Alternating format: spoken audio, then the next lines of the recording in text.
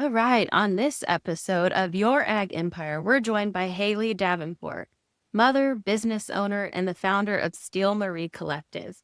After walking through a total life reset at 32, Haley created a business that honors her childhood dreams and her adult realities.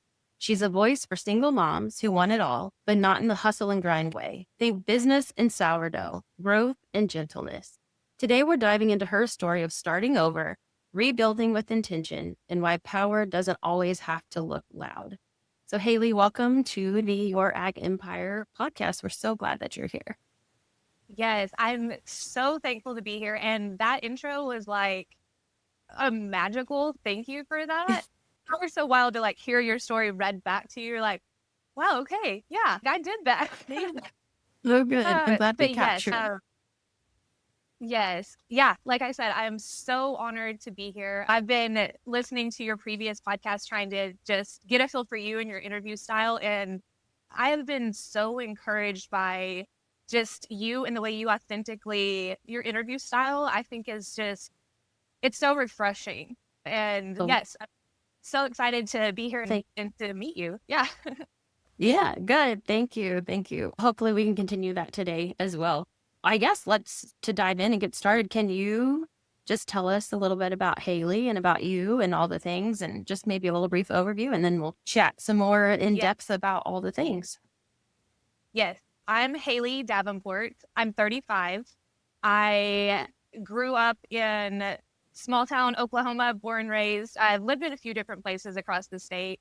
I have a 13 and a 5-year-old, so broad range. I have a 13-year-old daughter, so prayers for me. And I have a 5-year-old son, and they are almost exactly 8 years apart to the day. So, like you said, I am doing the single mom thing, and I run a clothing resale business that I Mhm. started really just out of a love for staying home with my children, one, and Mhm. then just really wanting to help women feel good about themselves and really just use that, tap into my creative brain. So, Yes. yes, it has been, Great. it's been a journey. Journey. Yeah. I had a 13-year-old daughter as well. So prayers Oh, 100% coming your way because I yes. feel that as well. I also Yeah. have a 5-year-old daughter, but I have a boy You in the middle. okay, so Yeah. you like we're Yeah. like on the same here. Yeah, I get Yes. that. Yeah. Yeah. I have a boy That smashed in the middle. Poor guy. He's got little yeah. sister on one side, older sister on the other. And so, yeah, fun times in our Yeah. house. No. So I totally understand. Haley, we're going to dive into the beginning. So we're calling it the breaking point. Let's start there at the beginning. Okay. You've said that your life fully unraveled at age 32. Would you share with us what happened? Yes. Okay. So a little bit of brief backstory before we get to the 32. I was diagnosed with ovarian cancer at Mm.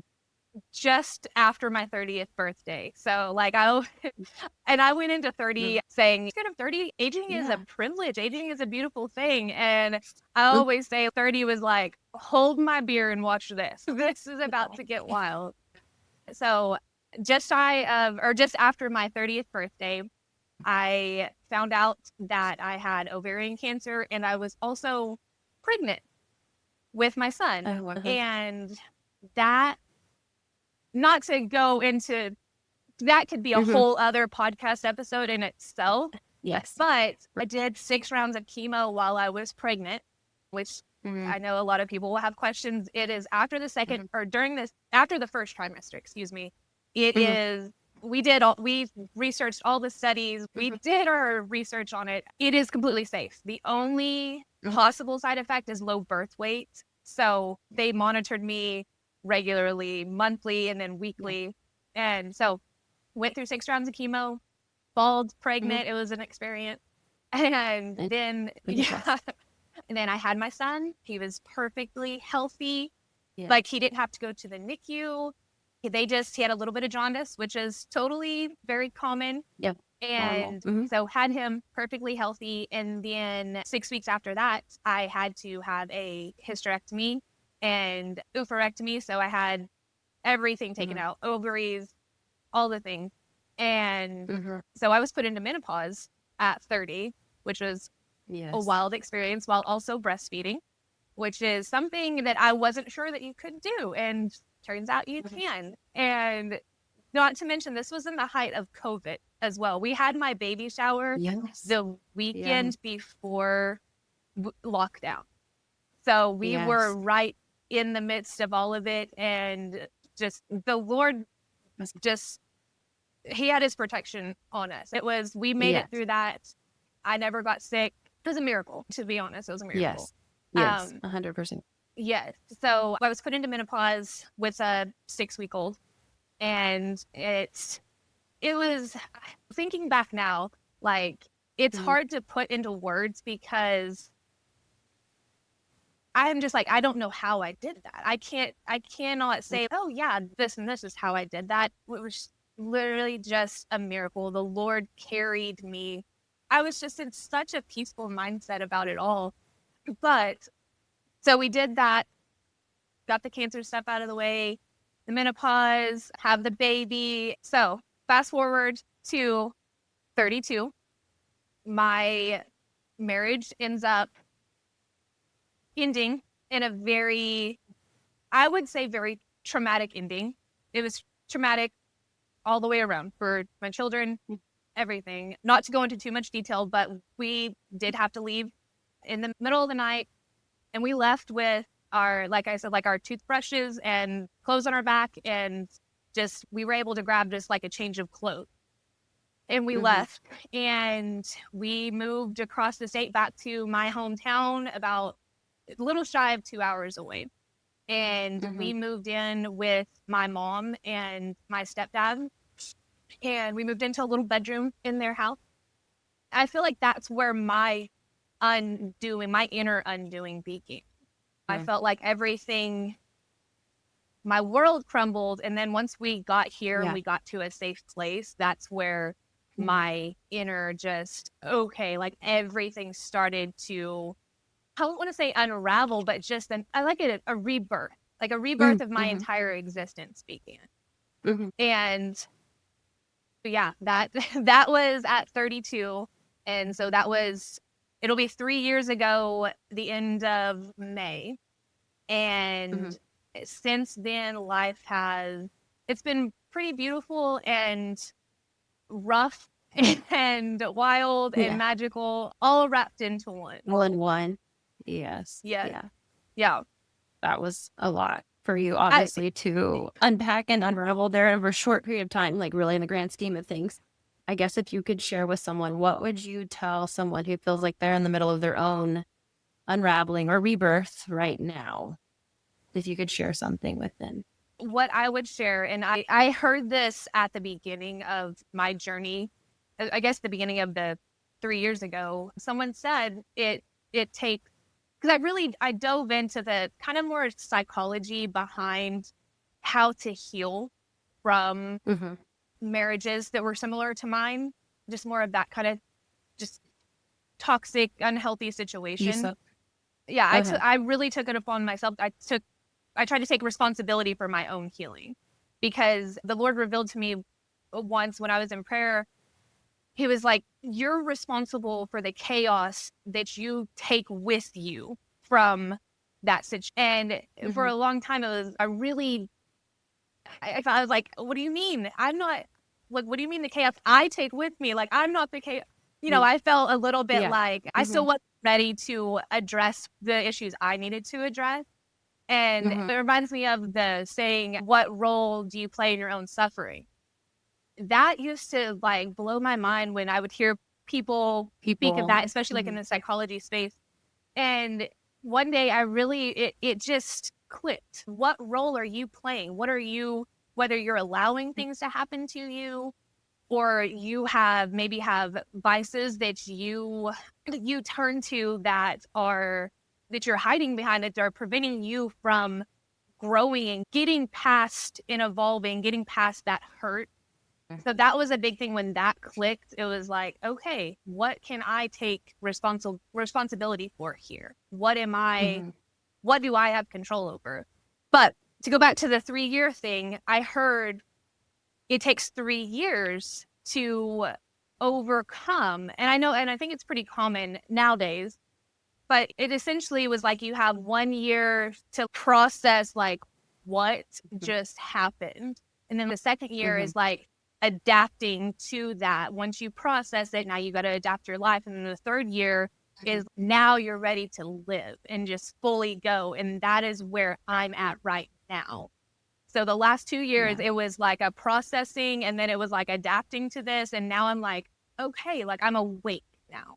If that makes, I don't know if that makes any sense, but I feel like fully awake No, in my own life. I Yeah. yeah, I think that makes perfect sense. So I feel like what I hear is maybe, I don't know. I know people probably hate this term, but maybe patience in the suffering or waiting in the suffering. So perseverance in your patience that is a Mm-hmm. big one for me because, Mm-hmm. and I do think being my age, being Mm-hmm. 35, I want things to speed up and I want things to happen now. And there is a little bit of embarrassment in it because you're like Mm-hmm.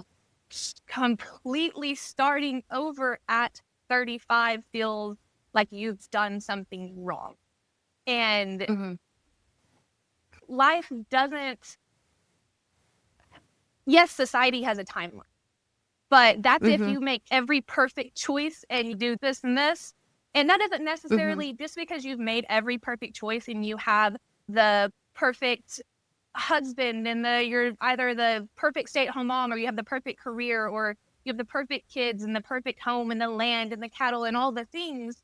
That doesn't necessarily Mm-hmm. mean that you are happy or you are Mm-hmm. fulfilled or you're living Mm-hmm. out your purpose. That just means that you've fallen into society's timeline and society's box of what the perfect family or the perfect life is. Now, not to Mm-hmm. say that I wouldn't love to go back and do it all that way. I wouldn't be who I am now if I did all that, if I didn't make the choice. But yes, so the 3 year rule is something that I think is very important to remember. So Mm-hmm. remember that, and then the perseverance in your patience and to actively play a role in your healing. And don't rush it. And I know I'm getting a little bit rambly because things like I'm just like, there's so much that I want to No. just shout from the rooftops that I wish I would have Yeah. had someone to be like, hey girl, like Mm-hmm. this is you're fine. But it would just be don't no, it's okay to go to other people for advice. And if you have someone you trust and you find value in their wisdom, don't run to everyone else looking for the answers when they aren't experiencing what you're experiencing because they're Mm-hmm. not going to be able to see things from your perspective because one, they have their own set of problems, but when you're dealing with things that are very traumatic and very that maybe alter the chemistry like of your brain, your thought process, things like that, you're looking for a lot of times I found myself looking for validation in my choices from Mm-hmm. other people, Yes.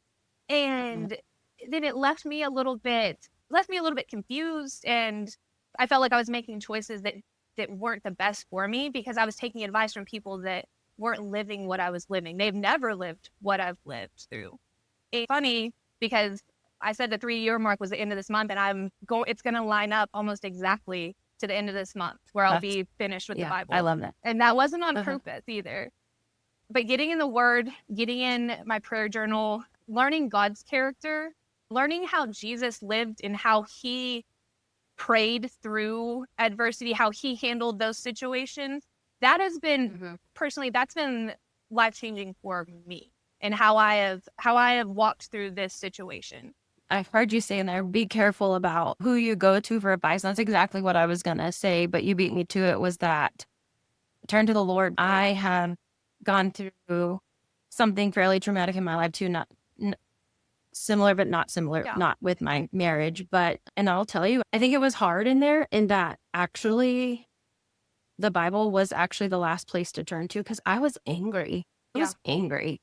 And I went through that, maybe that denial, angry phase or whatever of like, why me? Why did this happen to me? Why am I Right. talking about like the physical changes to your brain? And like, I Yeah. think that's a real thing in just how you see things. And I think it took some coming home and it took a lot of conversations with some other trusted folks, but I feel like when I finally felt peace around it, and it probably, when you say 3 years, it's interesting because I haven't heard that, but I think it took 3 years, Yeah. like, if not maybe a little longer for me Yeah. to come home to the Lord and that he loves me and that he protected me in that situation. I am who I am now because of that Yeah. and through everything that happened during that.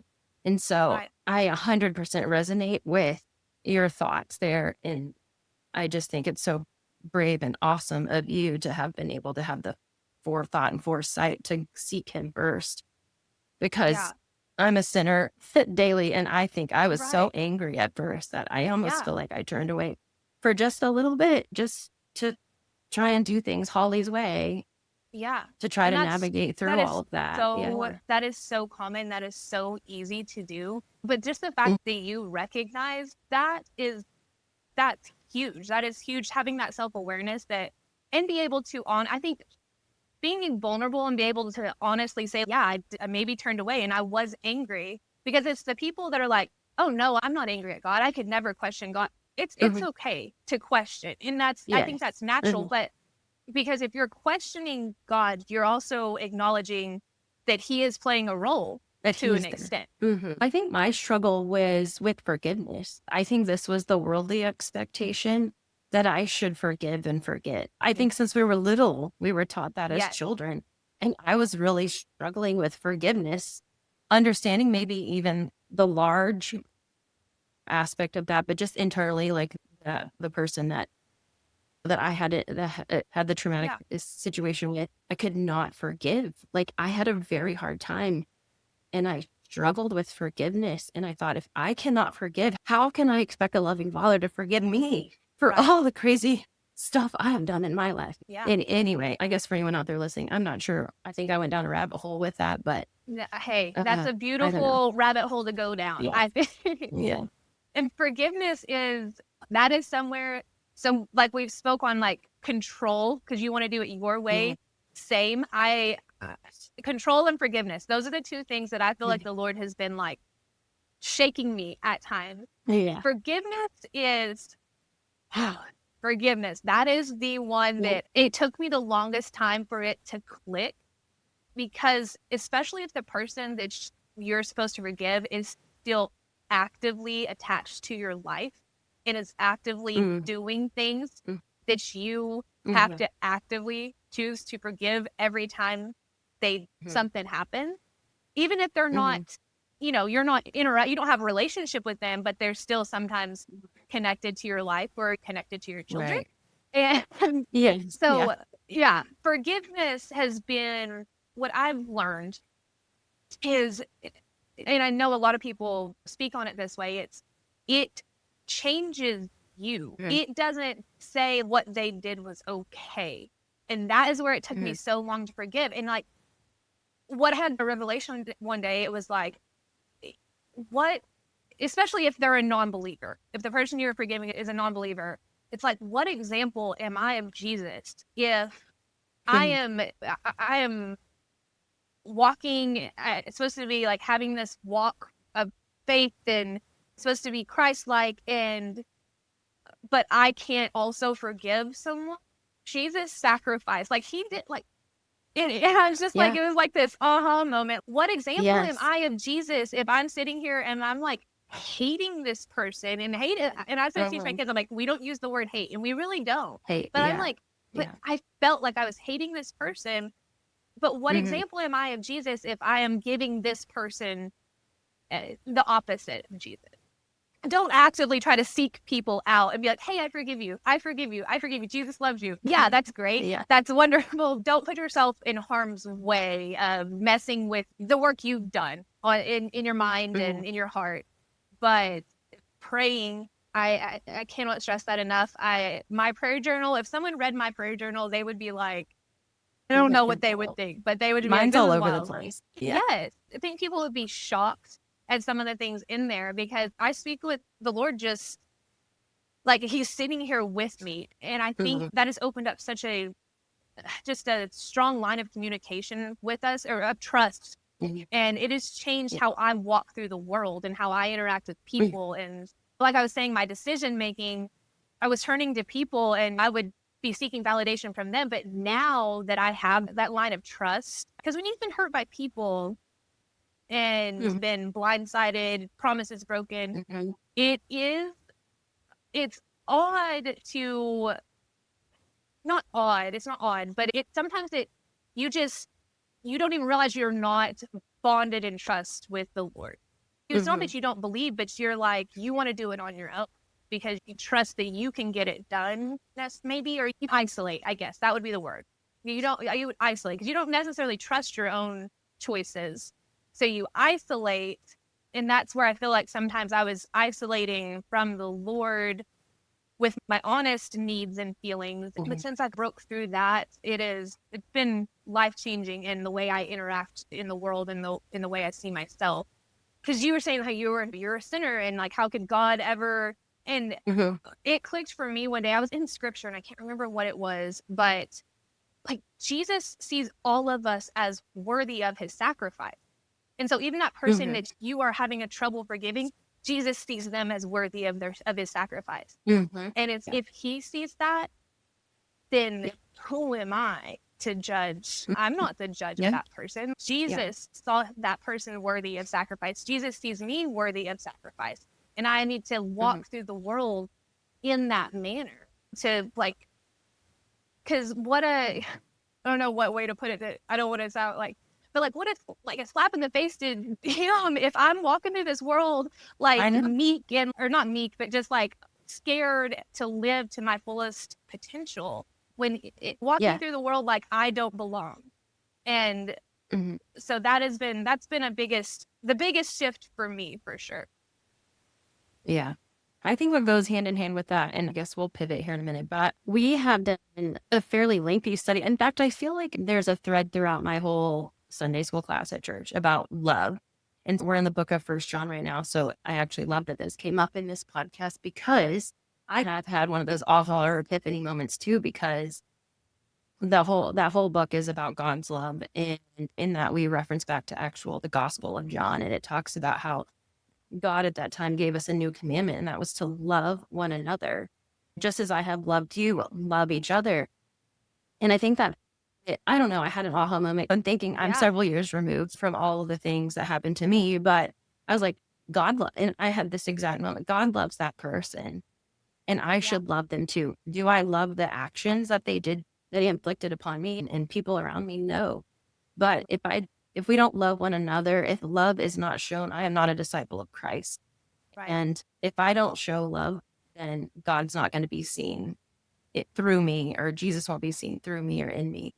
And the scripture says that. And so I think, I don't know, I've just had this huge epiphany, even just in the last few weeks, of this thread of love. And what does love mean? I think a lot of times we relate that to like the affectionate love. And I think it's just, I think that's more of a brotherly love, to love our brothers and sisters in Christ or non-believers. Like I think there's no segregation on who we should love. And I had that same epiphany, what you were just talking about there about forgiveness, and that Jesus sacrificed himself for that person just as he did for you and I. And also I am called to love that person just as God loves me and loves you. And I don't know, it's just been a really good, I don't know, just full circle. Yeah. I'm 7 years removed from the event. And so I feel, but it's still like threads just still pop up in life that I can relate back to that situation, or even in the future, or relationships with anyone, friendships, relationships, my kids. And I think it's wonderful that you can honor that experience, honor the good that came from that, honor what growth that the Lord brought you through with that. A lot of people are like, oh, I don't regret any of that. I'm so thankful I went through this. You get to a point where you are thankful because the resilience and just the person that you are. But I feel like with that resilience, you get softer also when you go through things like that. And so I think it's so good to continue, like you said, there's like little threads here and there. It's so good to continue to honor what you went through. And because I feel like that gives God the glory when you can say, this is what I went through, but look at what God did. So we Yeah. can't, Because now I feel like that story is part of my testimony, and I'm yeah, sure yours is part of yours. you're building your testimony. And not Mhm. to go back to the cancer thing, but I had someone, because I used to post, I really, when I first started posting on social media, I thought my calling would be to be kind of like an advocate for ovarian cancer. And I thought that was Mhm. where I was, maybe that's why I was going through that. And which is funny, Uh-huh. like the Lord revealed to me, like, that's not where I'm at, which Mm. is odd because Uh-huh. that was a wild moment when I realized that for me. But I had someone say to my daughter that, oh, she just acts like she wishes she had cancer again. It wasn't even that bad what she Oh, went like. goodness. Yes, and Oh, wow. someone told my daughter Yeah. that, and Uh-huh. she relayed that to me because it really bothered Mhm. her. The person that said that was they're they're not a believer. They're very removed from. I was trying to give always try to give God the glory through what I went through. And Mhm. for someone to see it in that light, it was a little bit, it shook me for a second. And I was like, Yeah. no, that's someone trying to stop my testimony, stop me from Mm. sharing what the Lord did. Mm. So I Mhm. think people have different perspectives on it, but that's why we always just have to be so in tune with what the Lord is leading you to speak on. Yeah. I feel like what we've That's just done for the last like yeah. little bit here. Yeah. Yes. I think that's a perfect segue. So let's pivot just a little bit. I love this conversation and we could keep Yes. going. Let's talk about Steel Marie though. Can you tell us a little about what it is? Where did the name come from? And what does it Yeah. mean to you? And I guess just how the Lord led you there. Yeah. Okay. The name came from Tilden Steele, which is my son, and then Ryan Marie, which is my daughter. So Steele Marie. I don't know. It just came to me. I was like, that sounds really cool. Or at least I think it sounds really Yeah. cool. Yeah, I I love don't it. know if Yeah, I anybody do else too. does. And it felt right because essentially at the core, they're the reason for this business. So, just a little brief history of my career history. Starting in the fourth grade, in my little journals, I was designing clothes. That's all I wanted to do. I wanted to Oh, go to Paris. That was where I was going to go. I just, for some reason, thought that was like the fashion capital of the world. So that was yeah. my dream as a child. I wanted to like live in Paris. I wanted to be a famous designer. That was the goal. And little Haley growing up in a small town, like I Mhm. graduated with 31 kids, so very small. Mm. The world, I always, this just sounds so silly, but you know the Zach Bryan song, Oklahoma Smoke Show? Like she used to play in Okay. the yard and dream of one day until the world came around and took her dreaming away. Now I know like Zach Bryan's kind of a controversial topic these days, but his lyrics are Mhm. still, I think they're Mhm. great.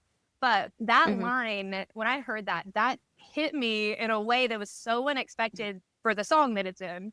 I was like, that's Yeah. so true for so many young girls. We have all these Mhm. big dreams Mm. to junior high school, and life just happens sometimes. I actually ended up going to Oklahoma State for a semester and a half for apparel Mhm. merchandising, which it Oh, was what still else? the dream. I wanted to somehow be in the like clothing fashion industry in some capacity. But that just didn't work out. And we're thankful it didn't because we're here now, but didn't work out. So then fast forward a little bit, I worked at a store where I was the manager in the clothing department. Loved that job. It was amazing, especially for the age I Mhm. was. Like I had insurance, full benefits, and I was getting to go to market and pick out clothing. So fun. Oh, that's But ended up getting pregnant with my daughter. mm. And I was like, okay, no, I'm going to do whatever I can to be a stay at home mom. That is, I tried Yeah. to go back to work and I loved my job. Like before I got pregnant, I was Mhm. there like whenever I was like, I'll work like sun up, sundown, like whatever. I loved my job. And when I got pregnant, I was like, this, I cannot imagine leaving her every day. They're just in my Mhm. soul, just biologically, I Mhm. knew Mhm. that was just not happening for me. Mhm. So we made it work financially. So I stayed home with her. And then once she became school age, I was like, okay, what can I do to make money? I had one kid. I thought we were only going to have Mhm. one child. And so I was like, what can I do to make money while she's at school, but also be able to be there for all the things, all the parties, be Mhm. there when she's out of school, and really into health and fitness. And so I ended Mhm. up getting my personal training certificate. And so I started doing like just traveling in-home personal training for a client. So that way I was able to fully make my own schedule, take her with me if I needed to take her with me. So did that on and off. I even owned a gym for a little bit, just a little studio, like private gym. And then the cancer COVID baby thing happened. And so I had to shut that down because I had a 5 a.m. class. So I was getting up, and we lived about 30 minutes away.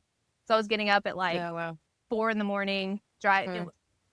So we ended up closing that down. And then once I had my son and all that happened, we made the decision that I was going to be a stay-at-home mom again. A little bit, I guess, when I was 32, when we moved here, I hadn't worked in, 2 years? I hadn't worked. I had never had as an adult, I had never had like a real job. I'd never worked for anyone other than that store I worked for before I had my daughter, I was 20. So there was a little gym here that I started training some clients at because I knew I had that to fall back on. And I loved that. And I really feel like God called me to do that at the time. But yeah. And he always opened up doors to where I could train here and there. And so I felt like he led me through that. I felt like I was where I was supposed to be at that time. But things kept happening to where all my clients would go. I would lose all my clients. And then I'd be like, okay, like, what am I going to do? And then I'd get a couple more clients. And around the time of when I started Still Marie, like I had lost all my clients. And this was just like, I was scrambling. I applied for a couple of different jobs. This is embarrassing. I did not even get like an interview.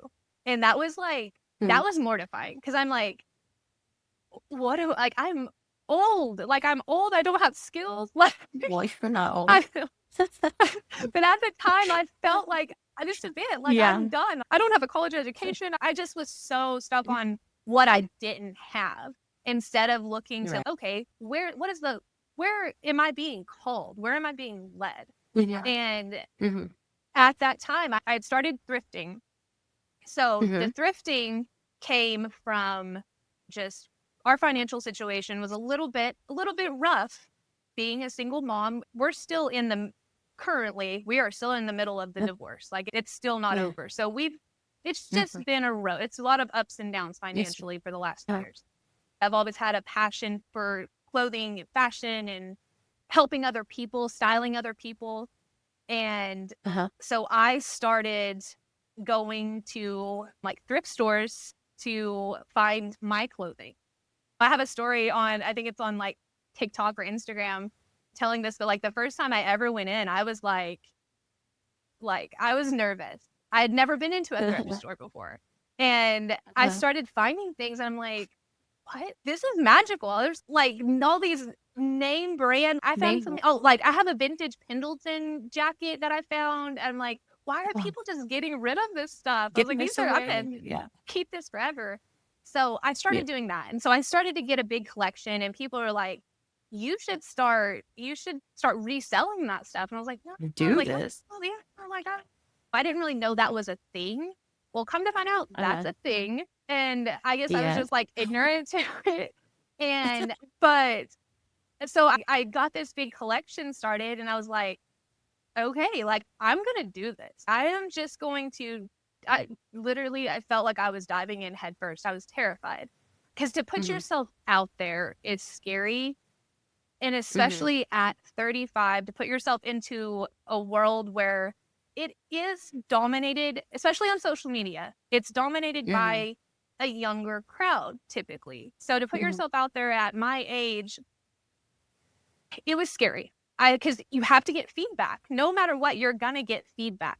And it's scary to be vulnerable and be like, hey, but especially about something that you're passionate about.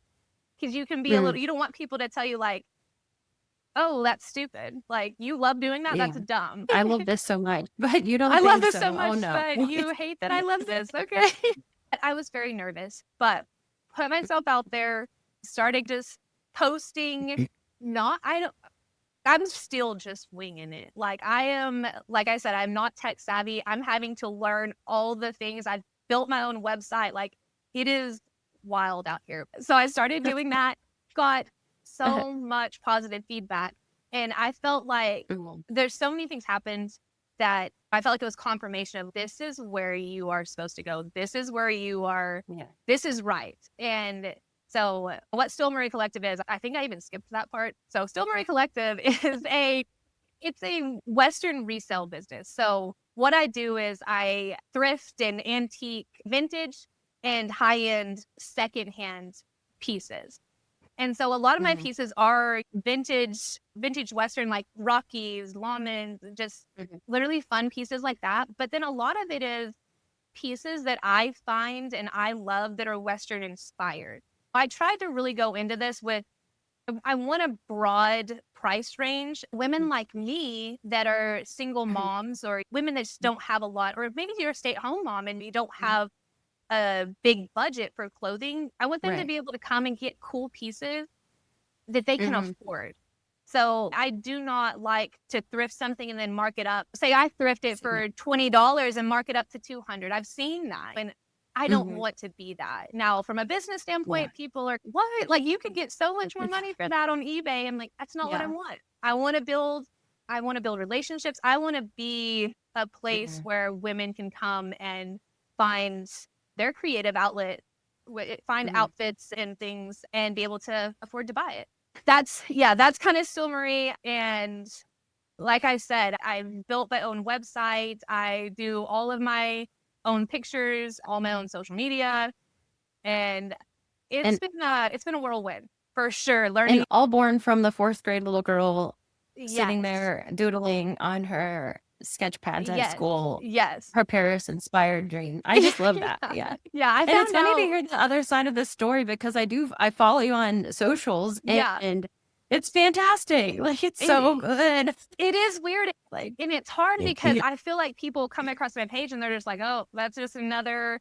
And I'm like, I don't know how to like convey, hey guys, like, I love this. This is really, I'm very Yeah. passionate about this. And I want it's social It- media is so hard to convey yeah. because people will put their own, they see it through their own perspective. The most rewarding thing for me has been is word of mouth. Like people coming Mhm. to me and they're like, hey, I saw so and so had this on, or so and so said that you styled them for this event. So I do personal styling also. I think I left that out in my Mhm. rambling. Oh, when I'm passionate about something, I I love it. go, Yeah. shoo, which is that's not a bad thing, but It's so but good. Yeah. yeah, people I love that. I love when people come to me and they're just like, "Hey, I saw this or that." So I do a lot of work behind the scenes from social media too. But in Yeah. this day and Well, age, it's great. you got to keep up on I social know. media. So I'm With the trying. rhythm, with the Yeah. algorithm. Yes. Oh my gosh. Me and the algorithm, Uh, we're battling right now. let's talk about keeping up with a different rhythm. What does it look like to parent two kids while building a business from home? Man. It looks like Yes. a lot of this is coffee. This Yes. looks like a lot of coffee. No, I really honestly, this is why I know that this is where the Lord wants me because it hasn't been hard. Like it hasn't been the kind of hard that makes you want to quit. It's been the kind of hard Yeah. where wow, this feels rewarding. You know Mhm. what I mean? If this is challenging, but Yes, it feels 100%. so rewarding.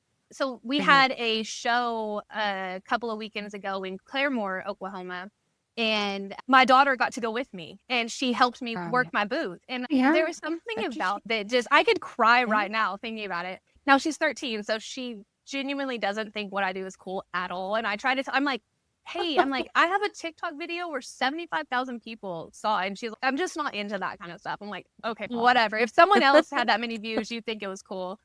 But she really she did help and she had so much fun. But it's something that Yeah. I can involve my kids in. Like my son, oh Mhm. my gosh, he is my estate sale. That is my guy. Like he loves a Oh, good how estate fun. sale. Oh, he will go Yeah. in there. He's such a guy too. He loves the garage. Like he loves anytime that they have an estate sale with a garage because they'll have all the tools out there. Yeah. He's just a he is all boy. He's all man. He's Like I all swear, yeah, he is. man's boy, man's Yeah, man, boy's man. yes, but He loves a good estate. It's just been something that now I will say, trying to keep up with the social media side, that's where the hard part comes in with the parenting. Because I'm like, okay, hey guys, I need to make this video or I need to take these pictures or so, but Mhm. really that just comes down to I need to have better time Boundaries. management skills, better time Mhm. blocking. That's not any fault in parenting. It's just I need to be better. It's just an area that I need to be a little more stricter with. But it honestly, like I said, me and my son go to estate sales.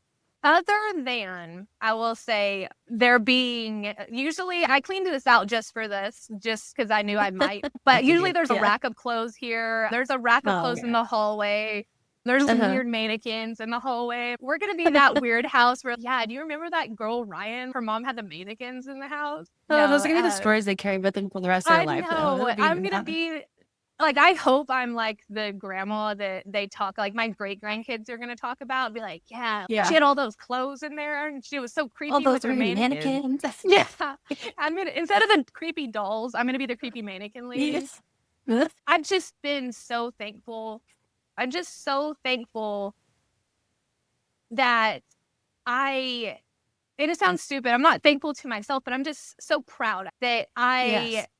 stuck it out because there were Mhm. times during this because I just started this the end of August of 24, so not very long Okay. ago.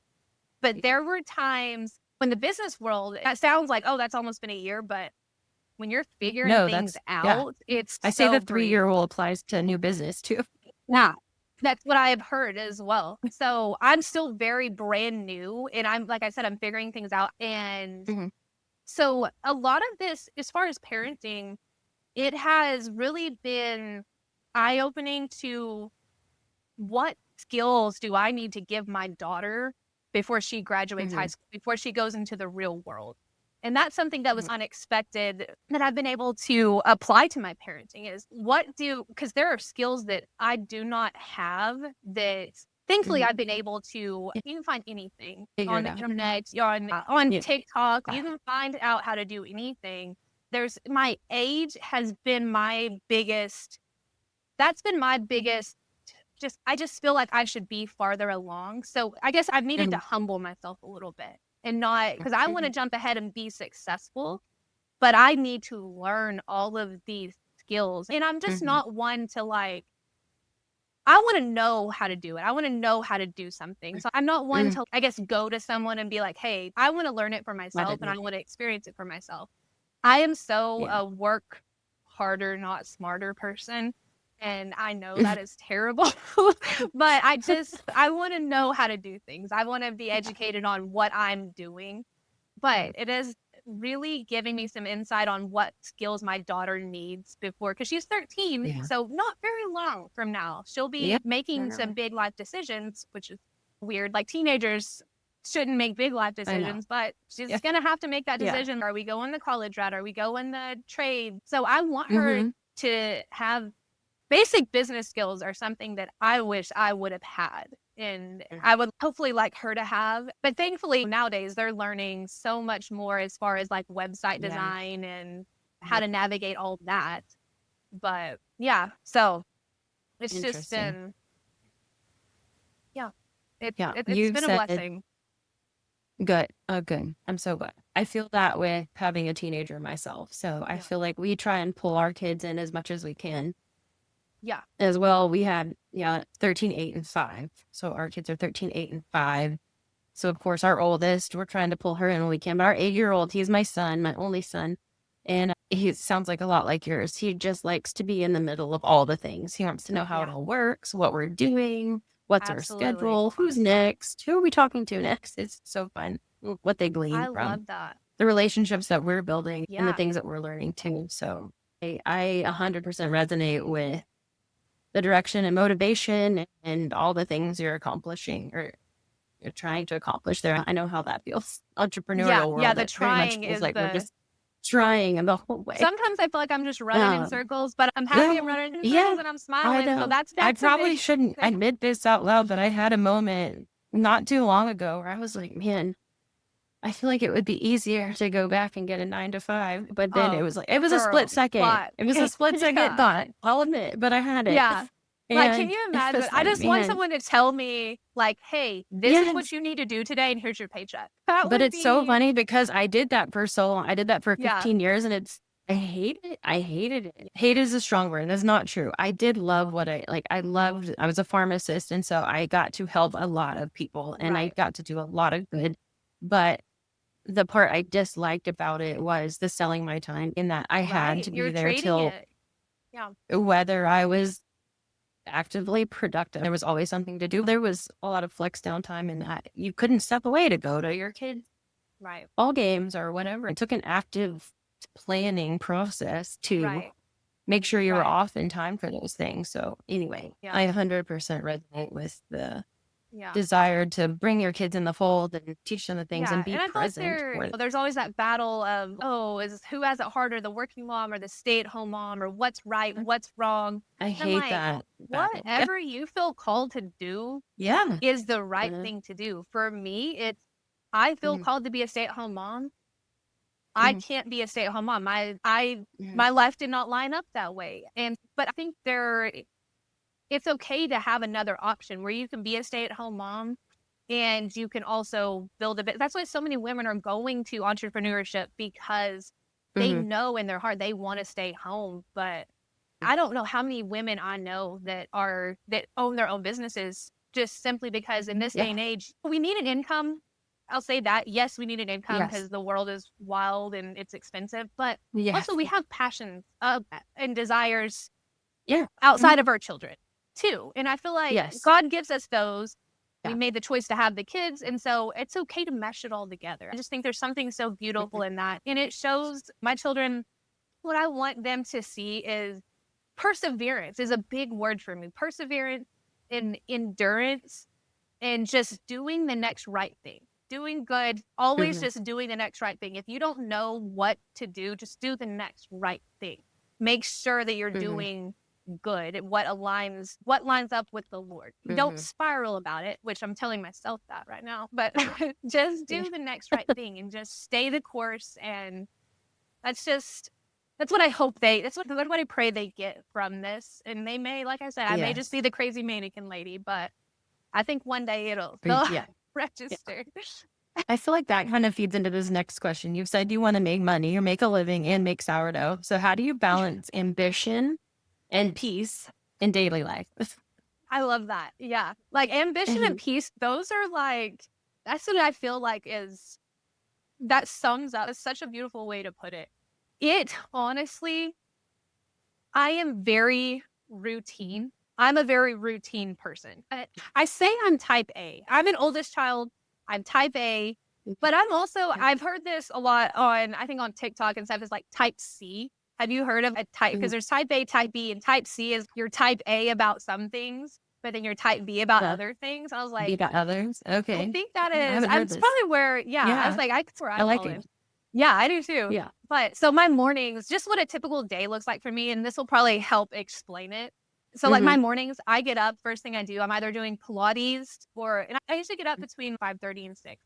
And so I'm Hmm. either doing Pilates or yoga, just something simple to Hmm. get my body going, or I'll just go for like a 10-15 minute walk, Like a honestly. walk. Just Yeah. get up, get my body moving. I'll go outside, get about 10 minutes of sunshine, and then I'm coffee and my Bible study time. And so having that alone time before my kids get up, that has Mhm, always been so vital to mhm, a successful day for me. mhm. Now, I have gotten to where if I don't necessarily get that, I can adapt. But there were times when I was like, if I didn't get that, I was like all jumbled. But now I've Yeah. gotten to where we're in a more peaceful home now. So I feel Mhm, that I can adapt and we can get it done later. But just having that time to set my intentions for the day, be with myself, and just get my mind right and get my body, taking care of my health is mhm, huge for me. So that goes mhm, along with being successful and being ambitious. You have to feel good in your body too, mhm, because mhm. if you don't feel good, if you're not energized, if you feel like you're putting yourself on the back burner, then everything else is going to fall to the side. Or I guess you're not going to be able to show up 100% for everything else. Not that everything else will fall to the side. It's like you just won't show up and be as present as you would like to be. Or at least that's how it is for me. I'm not saying everybody needs to get up and do all the. Well, I can tell you from and I'm not speaking for everyone, but I can tell you from speaking for myself, I got to a point where I was very physically and mentally unhealthy, especially post-trauma and all that. Yeah. And I've taken, I don't know how about, but taken a hold of my health journey for the last year. And I 100% agree. I show up differently today than I did a year ago as mom, as business owner, as a wife, as a friend. I know I show up better today than I did a year ago, just because I took some time to acknowledge that I needed to prioritize my physical and mental health. And that includes prayer time, journal time. I do some, it sounds woo-woo, breath work in the morning. I have to just chill my nervous system out. Yeah, I am a huge believer in breath work. Once that is, especially for your nervous system, that was a big part of, I feel like we have so many avenues we could go down, but like nervous system, healing your nervous system. I know we spoke earlier on about what advice I would give. Learning about healing your nervous system. If you're coming from a traumatic event, that it does probably sounds a little bit all whatever, but it is real. Your nervous system, that is real. No matter if you believe in what kind of medicine you believe in, where you fall on all that, healing your nervous system is a must. You have to. And so I would encourage anyone that's been through traumatic experience to do their own research on that and look into the best way for them to do that. It's so vital. Me too. Yeah. I know that we've chatted for a while, but let's a few more things and then we'll wrap up. Steele Marie, let's talk about Steele Marie. Isn't just a store, it's a reflection of you and your values. What kind of women are you trying to reach, and what do you hope your journey gives to a woman quietly starting over? So with Steele Marie, like I would honestly say I wanted to make it, and it's, I know it's hard to convey this because it's, to some people, it's just a resale clothing store. If you don't know the backstory to it, that's all it is. And people could scroll right past it. But for people that we're going to hear this podcast and that take the time to maybe listen to my videos that I've made, I want to reach all women. And I know that sounds like, oh, well, duh.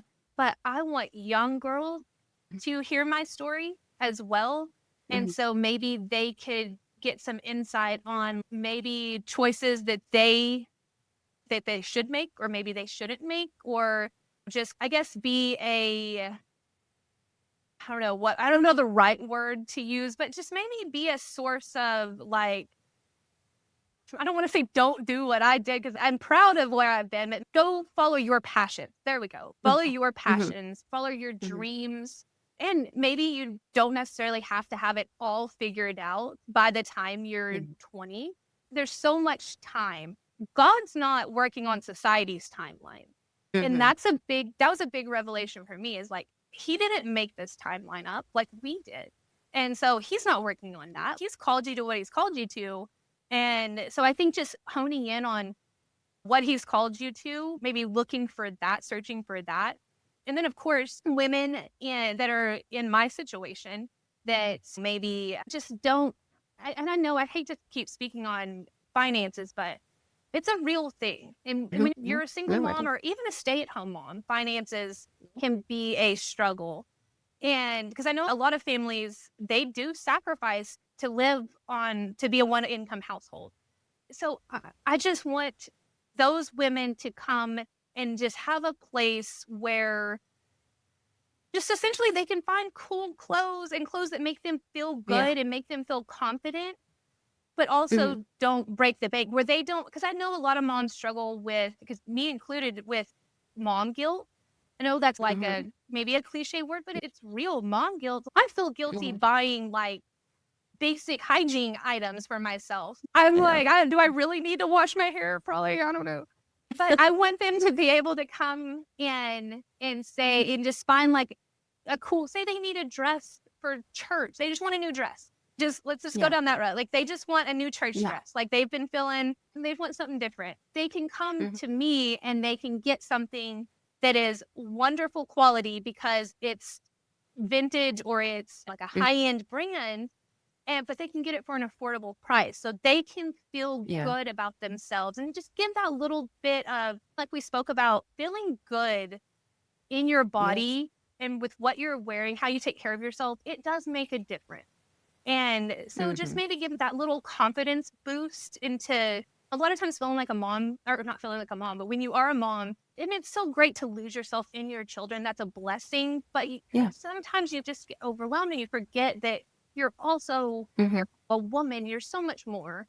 And which is Yes. great. Your Yes. children need to see that. I think your children, Yeah, that's I agree. wonderful for your children to see.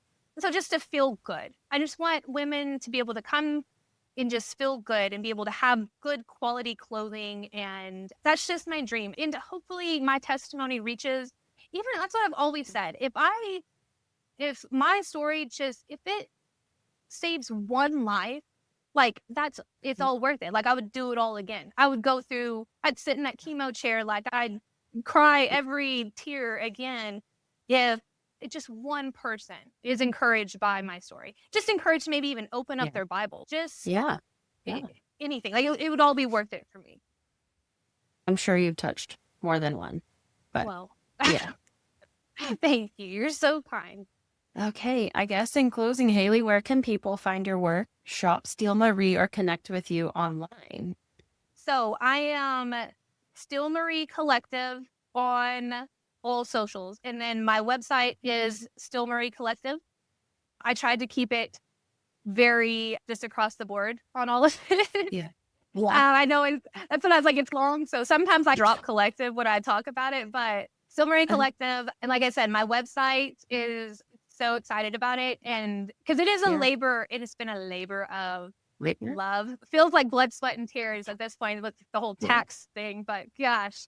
Yeah. But Yeah. yes, so my website, Still Marie Collective, that's where everyone's going to be able to just be able to go on there. You'll be able to hire me if you want to hire me as a stylist. You can go on there. There'll be a section for that. There'll be a section we have some custom pieces coming. So I'm very excited about that. So yeah, it's just, the Yeah. future is, for the first time in a long time, honestly, probably since I was that fourth grader, I feel like I am living and not just surviving. Yeah. I feel like I am Yeah. awake and alive, and I don't know why I'm crying, but I feel like I'm not just like scrapping to survive. I feel like I'm finally, like I said, just awake and alive, and I feel like all of that I went through led me to Still Marie, which led me here to this Yeah. podcast, sitting Yeah. here right now. And so it's just in getting to share my story in a way that I never thought anyone would ever want to hear about. And so it's so beautiful. Just sitting here right now, it's like I'm having Yeah. like that It's revelation beautiful. of, if I hadn't went through all of Yeah. that, like we wouldn't be sitting here together today. Yeah, Yeah. I knew I would. At some point, I knew I these would know. start Me falling too. from my We eyes. talked about that. Yeah. Yeah, We talked about that before. I was like, I don't know if I can get through this one without I crying. know. But What a yeah. beautiful story. So everyone visit Haley again at Steel Marie Collective on Instagram or steelmariecollective.com. You'll love it. Thanks for joining us today on Your Ag Empire. If Haley's story reminded you that it's never too late to begin again and that peace is power of its own, go ahead and share it. Hit follow so you don't miss the next conversation.